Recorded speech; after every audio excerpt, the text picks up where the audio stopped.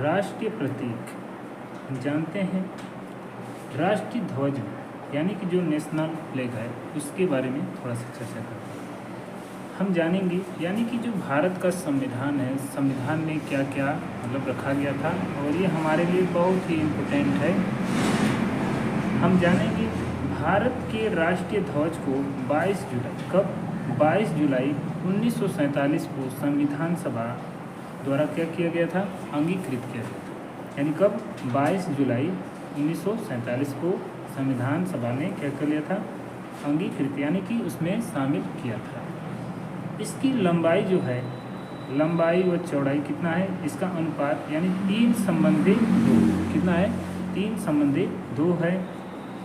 इसमें ऊपर से नीचे आने पर यानी कि हम क्या करेंगे, ऊपर झंडे में देखेंगे ऊपर से नीचे आने पर तो हम पहले देखेंगे तो पहला कौन सा रंग होता है, तो केसरिया रंग होता है, फिर दूसरे नंबर पर सफ़ेद होता है, वह फिर क्या होता है, हरे रंग होते हैं। कितने होते हैं, हरे रंग। तो इन 3 पट्टियाँ होती हैं। कितनी पट्टी होती है, पहला केसरी होता है, फिर सफ़ेद होता है, फिर हरे होते हैं। ठीक, सफ़ेद पट्टी के केंद्र में यानी 24 तिलियाँ वाला गहरे नीले रंग का क्या पाया जाता है, एक चक्र पाया जाता है। यानी कि कुछ इस प्रकार आप देख पाएंगे। ठीक है, तो आगे देखेंगे राष्ट्रीय चिन्ह। जो राष्ट्रीय चिन्ह हमारा है वो क्या है, राष्ट्रीय चिन्ह क्या है। भारत का राष्ट्रीय चिन्ह सारनाथ के अशोक स्तंभ से लिया गया है। कहाँ से लिया गया है, तो हम बताएंगे सारनाथ के अशोक स्तंभ से लिया गया है।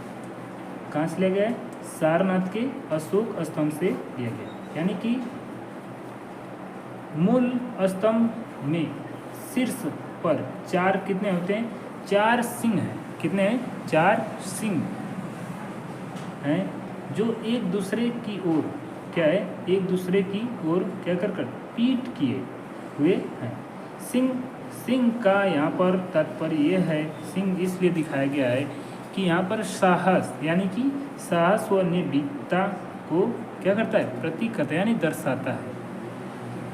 पट्टी के मध्य में यानी कि आप देखेंगे इस पट्टी के मध्य में यानी पट्टी के मध्य में धर्म चक्र है। यानी इसकी बात की है, किसकी, ये क्या हमारा धर्म चक्र है।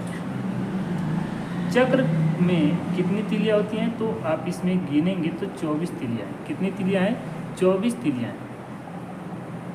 जो 24 घंटों में यानी 24 घंटों को क्या कर रहे हैं, प्रतीक कर यानी दर्शा रहे हैं। भारत सरकार ने स्तंभ को राष्ट्रीय चिन्ह के रूप में यानी कि जो भारत सरकार है उन्होंने 26 जनवरी 1950 को अपने संविधान में क्या कर लिया, अपना लिया यानी कि बताया है, यानी दिखा रहा है इसमें।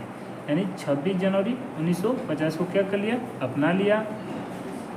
चक्र के दाईं ओर यानी कि चक्र, ये जो चक्र है हमारा इसके दाईं ओर, किस साइड, इस साइड, ये हमारा दायां साइड है, ये हमारा बायां साइड है। तो दाएं साइड अब देखेंगे तो सांड का क्या है, प्रतीक है। जो सांड है ये कृषि प्रधान के लिए बताया गया है, किसे, अर्थ यानी कि अर्थव्यवस्था का प्रतीक है। यानी कि जो हमारी मजबूती है किससे चलती है, सांड यानी कृषि प्रधान देश है हमारा। ठीक है, इसको बताया गया। और चक्र के बाईं ओर यानी कि चक्र के इस साइड क्या बताया गया, एक घोड़ा यानी अदम्य शक्ति यानी अदम्य शक्ति के बारे में बताया गया। जो परिश्रम क्या है, परिश्रम व गतिशीलता का क्या कर रहा है, प्रतीक दिखा रहा है यानी कि यहाँ दर्शा रहा है। आगे देखते हैं फलक के नीचे यानी कि फलक के यानी कि इन सब के नीचे यानी कि यहाँ से लेकर यहाँ तक की अगर हम बात करें तो यहाँ पर क्या दिखाया गया है, तो हम देखेंगे फलक के नीचे मुंडकोप निषद यानी कि इस चीज़ की बात कर रहा है, किस चीज़ की, इस चीज़ की बात कर रहा है। तो बताया गया है क्या, सूत्र वाक्य यानी कि सूत्र में क्या लिखा गया है,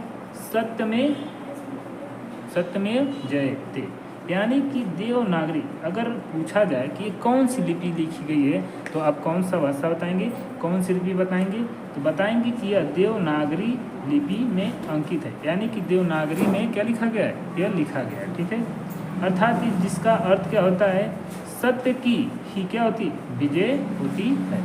ठीक है, अब हम थोड़ा सा राष्ट्रगान पर चर्चा कर लेते हैं।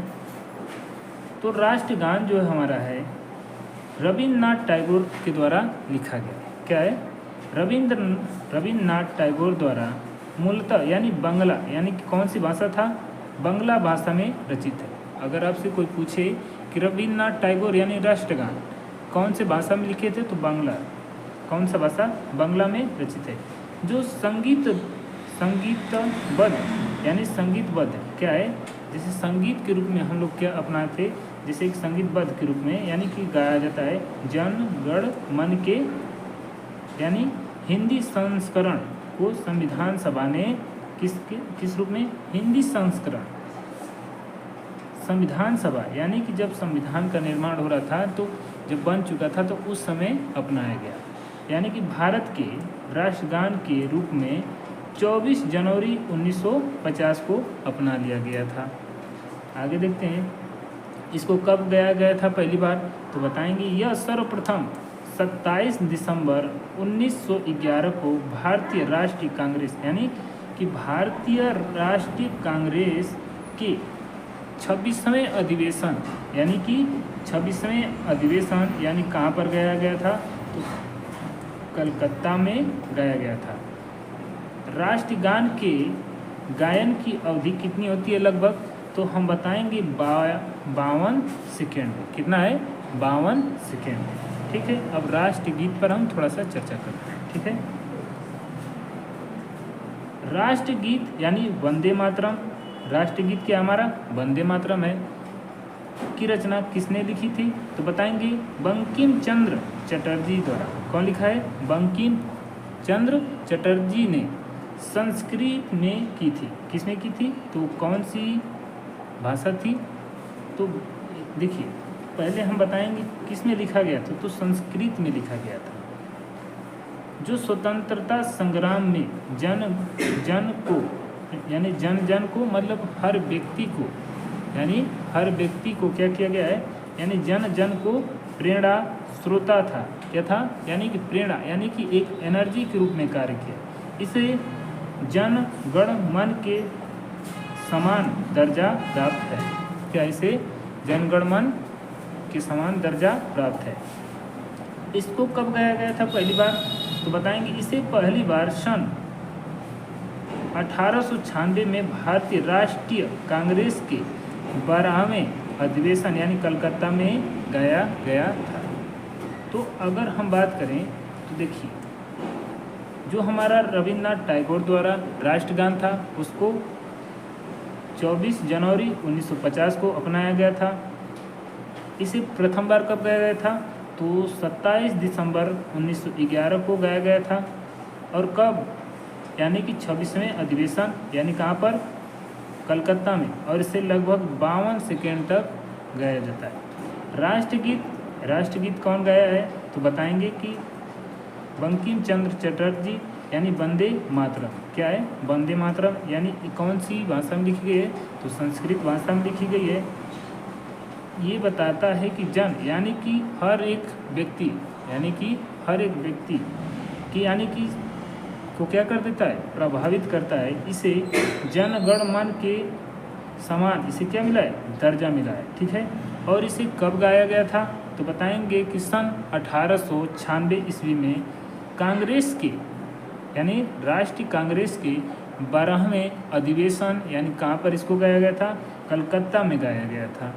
ठीक है।